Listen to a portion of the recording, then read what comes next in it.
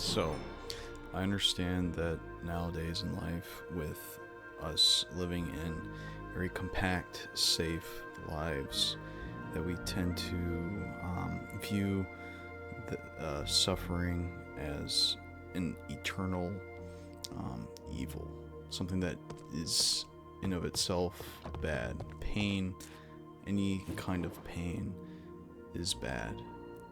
However, I'm not exactly sure of this, and I would like to try and convince you of this as well. I remember there was a time in my life when I was fairly alone.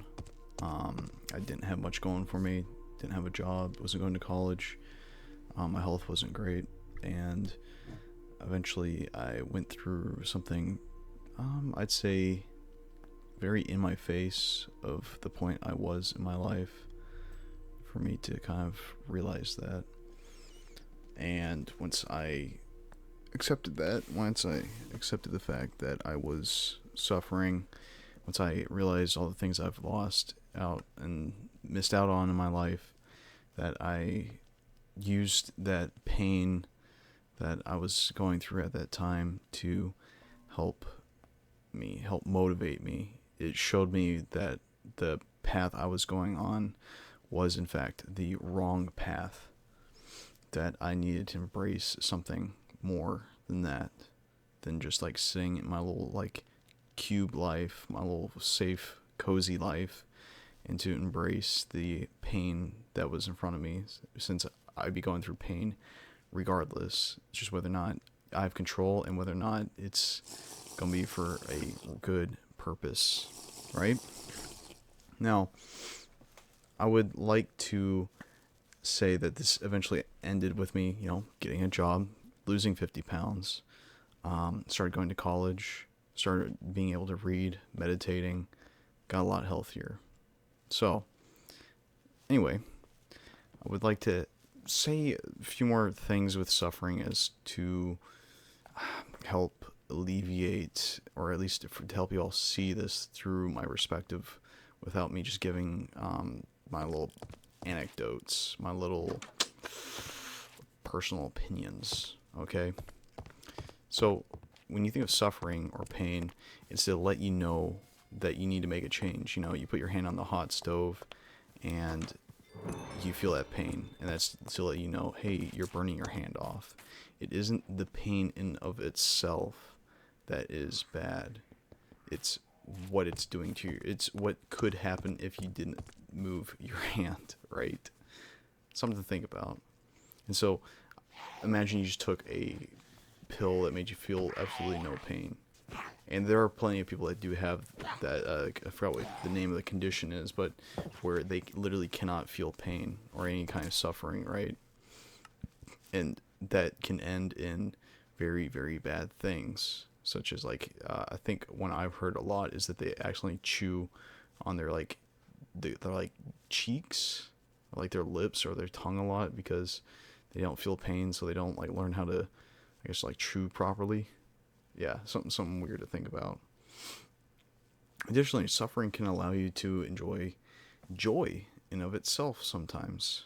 And I think a common one that most of us can think about is sometimes when you're really hungry, when you're crazy hungry, the most simplest of foods is suddenly the best thing ever. Or since right now we're in July, that summer heat is just dogging on you until you have a nice cold drink of water. And it's you wouldn't have enjoyed that water if you weren't feeling that heat, if you weren't enduring that suffering from the heat outside in this crazy, crazy heat wave that we're all going through right now. Another point I'd like to mention is that suffering can help remind that you do in fact exist and that you are alive. I think with how pleasurable our life is, it can kind of numb you after a certain point.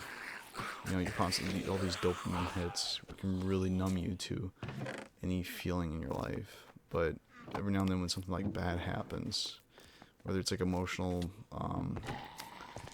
spiritual, or physical, that in of itself can remind you that you do exist. You are like here. You are like flesh and bone, right? You're not just some automaton that's like going through the motions all day, every day.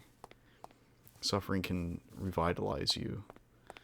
A good way to view this would be like weightlifting, right? When you're lifting the weights and you're feeling your like muscles contract, sometimes the way you feel it, or like when you get sore, it kind of lets you know that you're doing the right thing, that you are in fact like lifting weights. You are here, you're in the moment. And that's what's like really beautiful with things like running. Running really helps bring you back into the moment, and fairly often in our lives now, we're so in the motions, you know, it's all day to day. It's the same thing. You go home and then you go and watch like TV or something, and sometimes suffering, just going through some amount of suffering breaks you out of that. It reminds you that you are here, brings you back into the moment, lets you feel alive again, kind of injects some spirit back into you. Revitalizes your soul and the way you endure it, and whatever path you choose on like handling that suffering, right? And that's important, how you're going to deal with the suffering, because sometimes when you're going through pain, do you take the painkiller?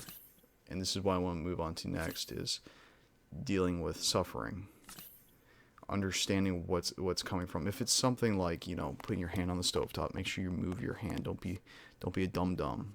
But sometimes you don't want to numb yourself. Something bad happens to you.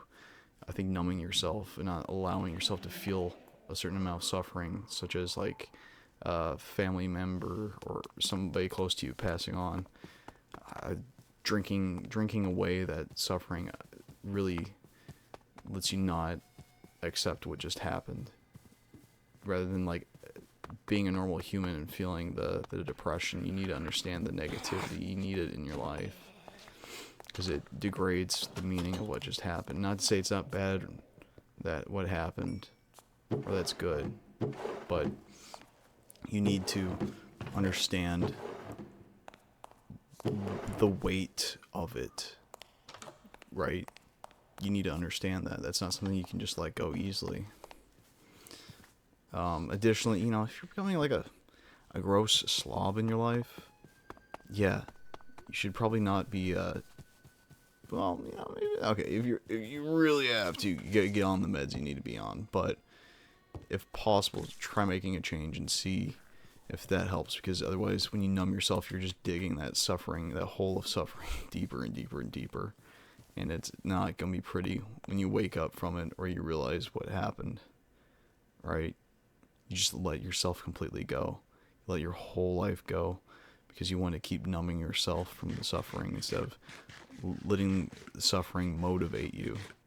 Sometimes that suffering can be a great gift, honestly. Once you listen to it, and you do what it's telling you to do. Of course, use some personal discernment. Have good people around you to help stave you off from certain bad paths. But suffering can indeed be a gift, and isn't one that should be avoided. Every good thing in your life is going to come with some suffering. Whether it's having like a family, romantic relationship, friends, having little financial goals, everything's going to come with suffering. And embracing that. Sometimes it's making the fact that something has suffering is what is going to make it easier for you, because not everyone's going to be able to do it. And if you're able to get over the fact that you're going to have to go through some suffering, you'll be much better off once you just accept that for what it is. Now, just a quick recap. Suffering helps you become a better person. It can let you know when when you need to make a change. It allows you to feel joy sometimes, to really like accentuate the good things in life. It can help remind you that you are alive. And be careful when you numb yourself. There is a time and a place. You don't always have to be in a constant state of suffering and pain, but don't always avoid suffering and pain. Okay? Suffering is never a justification for you to not live your life. Just because there's going to be some suffering at the end of the tunnel doesn't mean it's not worth it. Or on the path to the tunnel doesn't mean it's not going to be worth it to get to the end, right? You can do this. And additionally, a good question I'd like to leave this off for you is, what in life is worth suffering for? Thank you, and may you please comment, like, and subscribe. See ya.